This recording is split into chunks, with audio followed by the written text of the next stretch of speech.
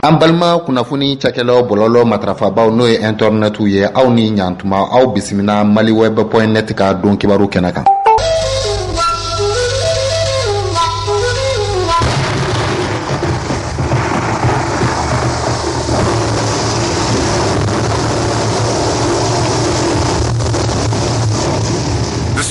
الرحمن الرحيم الحمد لله رب العالمين الأجمال. نعم. السلام عليكم. وعليكم السلام ورحمة الله وبركاته. كرم محمد. نعم. السلام عليكم. وعليكم السلام ورحمة الله. بنج مادو. نعم. بفوي بسم الله. تبارك الله. شكرا بدو كونما. كوني فربنا تبولو كفنا بنا.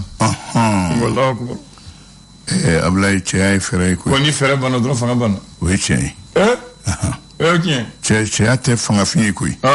abla ali nyana ma yareke nam hakili de ko ni mai da hakili jagabola ay ta sorotunde akbar ferere do gen ferere di ya ko fo ikani fereta no te fanga fin fanga fin te fo nyana bo able ya damne kadi la laba mandi nam ferati bisila donc ni fere bana fanga bana ni fanga ne fere bana fanga do yara ci fere bana ba bara ci na ibulu akbar muntora etega foi que tu akbar kabako ko che gundo wa oye de akuma korokoro ere kana gundo che gundo gundo mo ne ferebe mo fen kono we gundo che fere tigi o che gundo tigi de akbar kuma yere de abe ko mi be nyona yere di che fere tigi o che gundo tigi de o che gundo tigi tabarakallah bismillah kamo nek abdoulaye nam اللهم أعوذ بالله من الشيطان الرجيم بسم الله الرحمن الرحيم بجمعة أتكلم تلم قان سامبا فلا أني مقان كلي نعم أبلا نشير إيرلا على كانت لإيرلا آمين يفوبيا l'indicateur de renouveau مسببي أيوة indicateur de renouveau كمانا أكودي أيا يراك فو أشرا نعم ودن كرنكرني كو كرا تسكاشي مالي كونو ده أتودي كو كداكا أنغا أرمي كونو تا أني دورو لو تورala dum teba min be no sous-préfet sous-préfet be manfune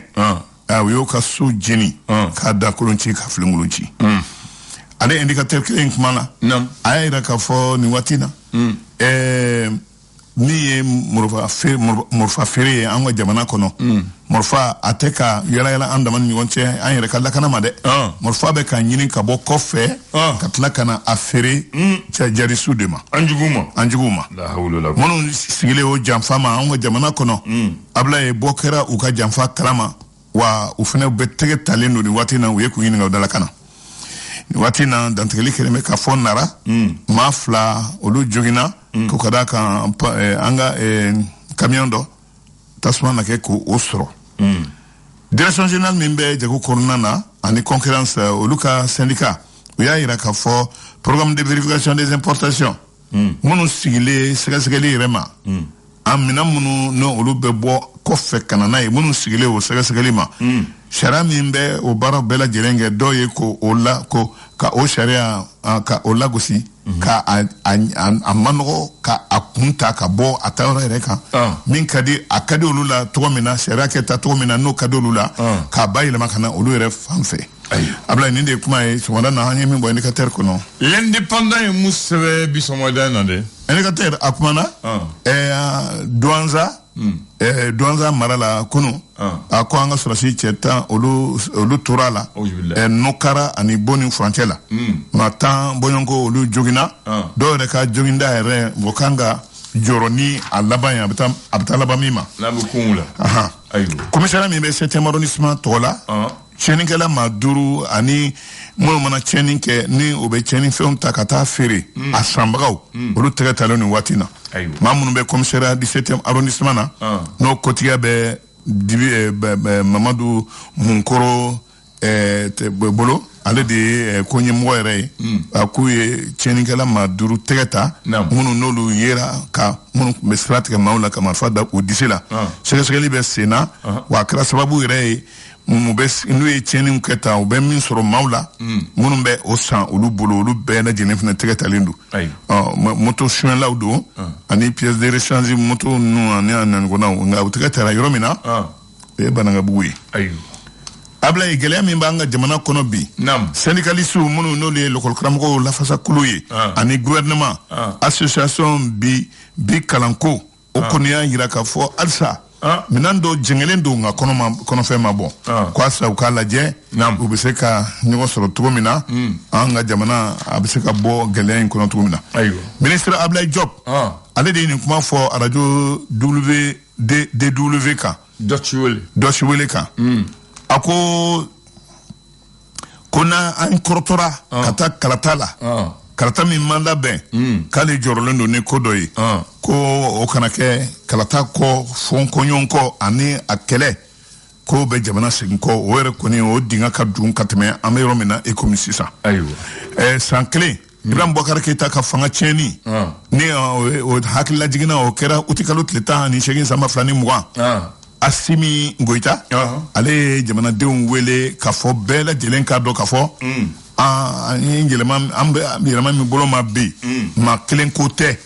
bɛɛ kɛ wuli k'i jɔ ko o de cɛ ka ɲi URD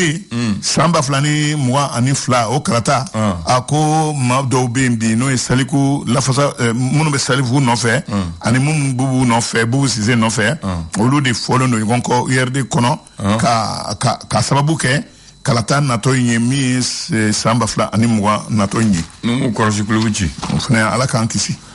info matin kuma na a ko di nin waati na an bɛ minɛn minnu ta ka na n'a ye importation ko min ye o majɛ tiɲɛnikɛlaw ani minnu n'olu sigilen bi u yɛrɛ ka jufa yɛrɛ n'o o hakili tɛ foyi la u ka jufa kɔ faso yɛrɛ kelen bɛ ka kɛ bolokɔfɛtɔ fɛn y'u bolo an bɛ min b'a an ka sɔrɔ majɛ n'o bɛ taa yɔrɔ wɛrɛ la min tɛ jamana yɛrɛ ka wane ye u bɛ t'i jɔ sefa wari miliyari 60 bɔɲɔgɔn la a bila nin tɛ ɲuman ye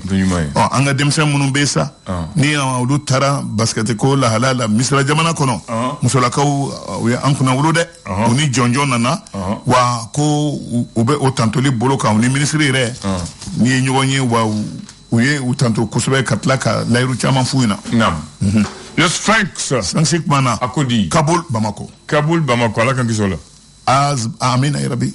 Afghanistan. Min ye ka kɛ yen nɔ ni talibanw sera ka minnu bɛ fanga la ka k'olu gɛn ka tila ka sigida maaw bɛɛ lajɛlen k'u bila taama la. Ka gɛrɛ disiriw la. Sama tɛ dɛ k'u bila boli la. Kala fɔ taama ya nɔgɔlen. Nin talibanw ninnu ye donjan kɛlɛ kɛ Américains nana u dɛmɛ nka Américains y'u kɔ don tuma min na. U y'u kɔ don n'u dɔnna si ma kɔrɔnisi ye. ani ninnu don an si ma kɔrɔnisi ye ko da ɲɔgɔnma ye kɔrɔnɔgɔ ye dɔw ye ka Afghanistan min ye ka kɛ yen nɔ ani rebelles bɛ ka min kɛ anw fɛ yan dɔw ye k'o da ɲɔgɔn ma minɛn dɔ jɛngɛlen don kɔnɔfɛn ma bɔ fɛn dɔ yelengu cogo ye kelen ye nka Ablaye u tɛ kelen ye sira ni sira tɛ kelen ye ko da ɲɔgɔnma ye kɔrɔnɔgɔ ye Ablaye nin waati na o kuma de bɛ yan talibanw ani olu de jaw bɛ yan mais ma sɔminen i bɛ kɛ subaga ye ma kulona sɔminen i bɛ kɛ subaga ye o ye suba ye o kuma yɛrɛ o kuma masuru ye min ye gafe dɔ y'i da suɲɛ i n'a fɔ Nouvelle Horizon cɛba min bɛ Barkhane ko bɛɛ lajɛlen kunna général Laurent Michon n'ale de ye force Barkhane ɲɛmaa ye bi a ko Barkhane tɛ bɔ Mali kɔnɔ dɛ o y'a faamu min kɛra yen fɛ a jaabi ka ko Barkhane tɛ taa ka bɔ Mali kɔnɔ dɛ ko Barkhane bɛ to yan wa ko bɛ ka kɛ min ye tanamako ye ni Mali tora a gɛnfɛn bolo a kana taa ni Mali ye k'u sigilen bɛ k'o fɛnɛ jate de minɛ u tɛ taa ko min ye nanzara jamanaw ye nanzara jamana minnu nalen bɛ fara Barkhane kan Faransi ka welewelemada fɛ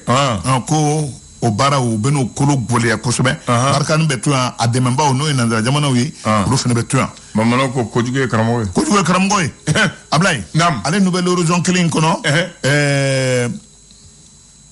dantigɛli kɛra procureur min bɛ commune 4 la k'a fɔ de ko ministre Umar Jara o yeli maaw cɛma maa minnu n'olu tun ye wulikajɔ kɛbagaw ye ko n'a kun nana procureur ka kuma ye k'u kun b'a minɛ a ko tɛ yan k'a mana kɛ diɲɛ ko kun ye k'u kun b'a minɛ a ko ale de ye hɔtukuri yan ayiwa Ablaye komi wulikajɔ in kɛra ale ka yɔrɔ la mais ministre kɔni ministre ka to ministre ya la k'a mɛnɛ tɛ Aïwa. Donc, abseke. Programme me communication. Là, il faut pas t'attendre à Babou. Ayako akode ko nasro akun Umaru Jara kun yira lika jo kebra nu fe ka fene be danteme ko kela tak munu nolu wulila ni jamana ma jenai abseke amene parce que avant fo ama amene ministre ya yoro ko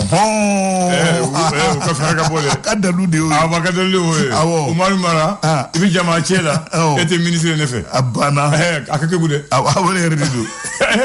awode du le soir de Bamako amla ni watina nam anga jamana kono do min bolo dalen do kafo ko e don kalata donye tamante fanga for lire la ande men baw munu ko kam mawye nam bolo ni jene mbelu made ka fode ko u kele ka ko do wajibi anka ko mi ni anko ngambe do aduna fe amande awna anni ko to toala na fura ka beke ere na e ka fo ka keli ka gele nam ko ne ma min befe ki ika wulu juguni fara ibe ngalon dala ka fo ko wulu fa bala ni be ka fa ibe ngalon dala du celui qui fait tirer son chien la cuisse de rage le ani jugude le républicain akodi tirajo sor boni mi ne o kanga ka kenyebla ka kon frafna ko ngana o ka nyugon kumbe min kanga ke jamana kono Cameroun boni kera ma Yaoundé 72 avec digo mali yera pour F kono lembe mali ka balontanga nga ke lembe awni Tunisie bala awni Gambie bala awni Mauritanie bala abla o ko se kan ngoya na Mauritanie la afla ban siruñe mais balantando aywa o sene am yongindo républicain nga mala na le ko dem nyamay à cause à sanglé ndeni comme transition konala ko ali mandala ne transition la ni annalendo malika gelew nyana bolla abubolo am yongindo yafo ngo abubolo sene am yongindo la priorité oui je vais faire priorité alisa yerde ka kumando mamunu be bubu sise juala ako alisa ko ni watina agela rubulo de ako kadaka u kobe denena aywa o manabo don malien gela na tabota gela wora nani fara gela wora ka konga o benata don ma isena suma ama bolo jigi kongo ngam famo yemi boloda akuluka soro abe nyongiride mi kangere na we la halami kera Senegal kosanna ne mobulu jenna ni takasigi mobili baw ni Ousmana o bela jenem siga sawiye ka ko tie amba kuncheni Mali Tribune Bamako Kenyeba bandu ne muri kisebu bulu olu de fene nyaro kinendo sanka ke kar mu etamade un talibai kamini samba flantan kononton mu ne mobili baw bulu bawe nu be tama kelauta Bamako Kenyeba gelea bu kono bi la kanabalia gelea ni sra indika mamunu no lu be bisu la jo ka kono ma be la jelena jigin abla ku firu dizika ani mobili woro munu be mauta munu ye doa jo lawye ko de kelimbe ladai bi mi ne abeka wara dongodu ablay sogo songo akara sababu ire jege busutigu ablay olube ku tege nombi do ga ba masa do ga natia do ga bone do ga Mali Tribune ko tan ablay ni ne ba kunche awo na kunchera wati sera nana do na ga bamba to bashia me kuma kelembo dat kelembo fo bismillah akeri nyena ya akeri ka wati la ma achena wati minna ma munna na fana awira tarakumbe na 20 août 1960 Allahu Akbar ouais domba mais don munte don nyuma ya en fait parce que Mali ni Soudan en bas fo Mali wati ni Mali do o wati ba fo Soudan ani Sénégal en tout ko amba indépendance da nyom fait en jamana fla fra nyom ke fédération yi am ke jamana ba kelen en yo ke ay ni soro en tout yen nani folo dawo me ba fo mo Benin haltu Volta ba fo mo Burkina nana non to don folo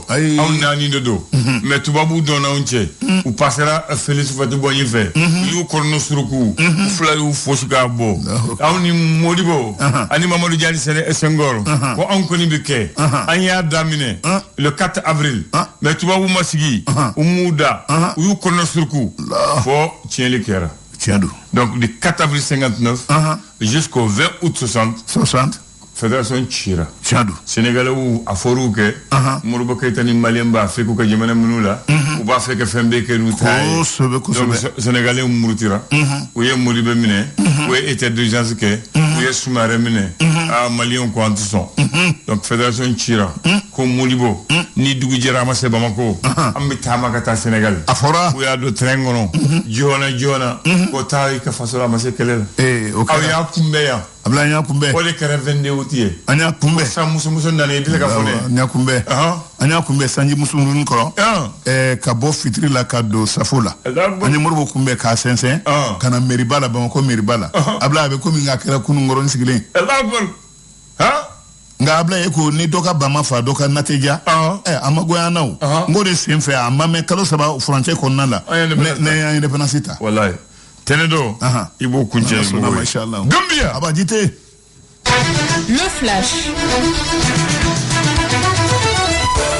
le flash d'information avec la rédaction de Clédou Info.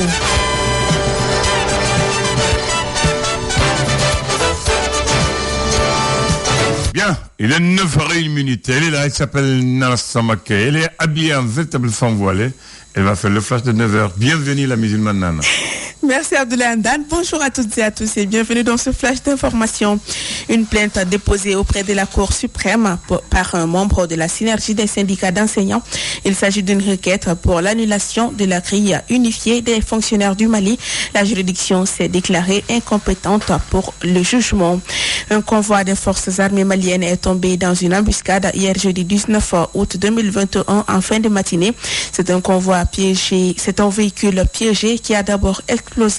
au passage, suivi de tirs intenses sur le convoi. Le bilan provisoire fait état de 11 morts et 10 blessés, dont 9 graves. Des dispositions ont été prises pour l'évacuation des blessés sur Boni.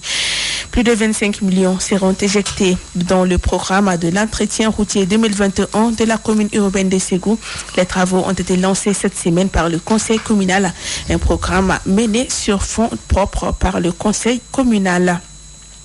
Actualité internationale au Burkina Faso, la dernière attaque des groupes terroristes a fait officiellement 65 morts parmi les civils, 15 gendarmes et 6 supplétifs des forces armées burkinabées. Ces groupes armés s'attaquent de plus en plus aux convois des forces de défense ou à des convois mixtes, surtout dans la région du Sahel. Cela répond à une stratégie de ces groupes de contrôler donc cette partie du Burkina Faso, selon des spécialistes. En Algérie, Alger accuse Rabat d'être impliqué dans les incendies meurtriers qui ont ravagé le nord du pays et causé la mort de plus de 90 personnes. Une accusation qui est de nature à amplifier les tensions entre les deux pays aux relations compliquées depuis plusieurs décennies. Suite à ces accusations, Alger a annoncé ce mercredi 18 août la réévaluation de ses relations avec Rabat. L'Algérie dénonce des actes hostiles incessants perpétrés par le Maroc. C'est tout pour ce flash d'information. Présentation Nana Samake, mise en œuvre Abdoulaye Andane Dité. Merci de l'avoir suivi et bonne journée de vendredi de prière à toutes et à tous. Merci et qu'Allah bénisse le Mali. Courage à toi. Merci. aw tulo garisɛgɛ kɛra kunnafoni la kumaba minnu ye maliweb.net sanfɛla la o de ye nin ye ni ala ma an ka jɔnya jɔn an na a kan an bɛɛ kunnafoni wɛrɛw kɛnɛ kan